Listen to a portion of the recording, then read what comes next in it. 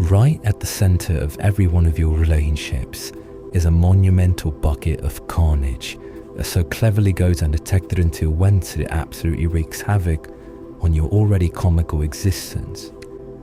You might be inclined to think this is sensationalism, but it's not. It's something of a dodgy accounting error in your love life that literally will not stop returning overly inflated values. And when that bubble deflates, you once again have to return to the mockery of speed dating and witchy incantations you read about on some dodgy blog. Now, I'm going to request that you observe some rudimentary maths, and if you start crashing out because of this, it's possible you may want to forget about relationships altogether and see someone promptly. When you meet someone, you, whether consciously or subliminally, begin to measure all the good bits against, of course, all the dodgy bits you'd rather not be bothered with. And so whilst you might think you're not transactional, at some level, you probably are. And this list is often relatively rigid. Attraction, essence, hobbies, pursuits, chemistry, and all that good. And that is, of course, compared against the slightly more colourful components, like how much loan debt are you in, your anger threshold, their inability to grasp the concept of a dishwasher, or even their music taste that at first seemed like a troll, both now making you side-eye them quite often.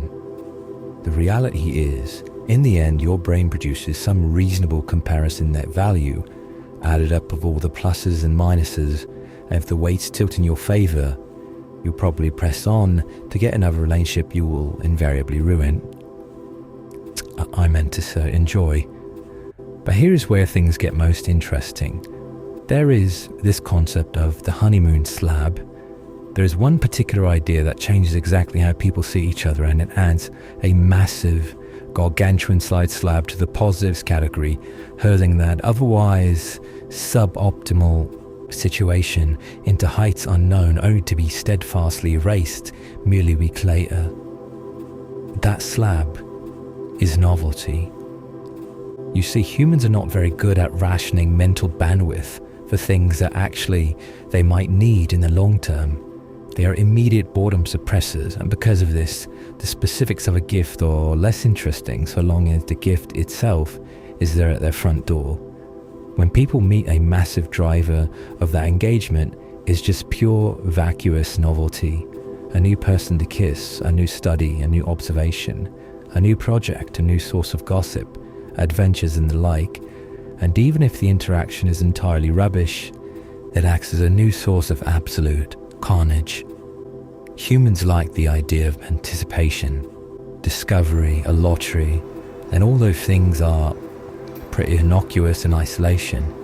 But in the end, we all know, those things will not produce much of anything, as novelty is a temporary buff but is largely tangential at best. But here's the kicker. By the time novelty truly wears off, like a half-baked potion, you might have already moved in and started making plans for next summer's travel